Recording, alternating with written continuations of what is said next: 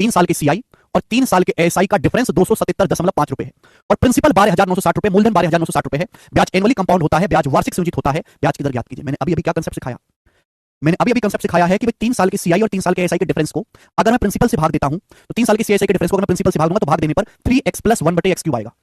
मेरा मकसद x का मान निकालना है। अगर x का मान पता लग गया तो क्वेश्चन सॉल्व। सवाल में आपको 3 साल के सीआई 3 साल के एसआई का डिफरेंस कितना दिया है? 277.5। 3 साल के सीआई 3 साल के एसआई का डिफरेंस कितना दिया? 277.5। प्रिंसिपल कितना दिया? 12,960। प्रिंसिपल यानी कि मूलधन कितना दिया? 12,960।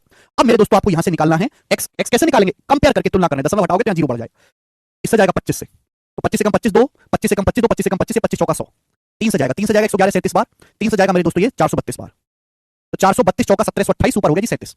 432 चौका हो गया 1728 और ऊपर हो गया 37। तो 37 बटे 1728 ये हो गया 37। 37 बटे नीचे हो जाएगा 432 चौका 1728। ये आगे कैलकुलेशन करके आप बोलोगे हाँ जी सर बिल्कुल सही। अब आप मुझे बताओ मेरे दोस्तों, यहां से थोड़ा सा आपको दिमाग लगाना पड़ेगा कि x की वैल्यू क्या है। साफ साफ दिखाई दे रहा है कि नीचे ये x क्यूब है, तो देखो ये भी क्यूब बन गया, ये भी क्यूब बन गया 1728। किसका क्यूब बन गया? 12 का क्यूब।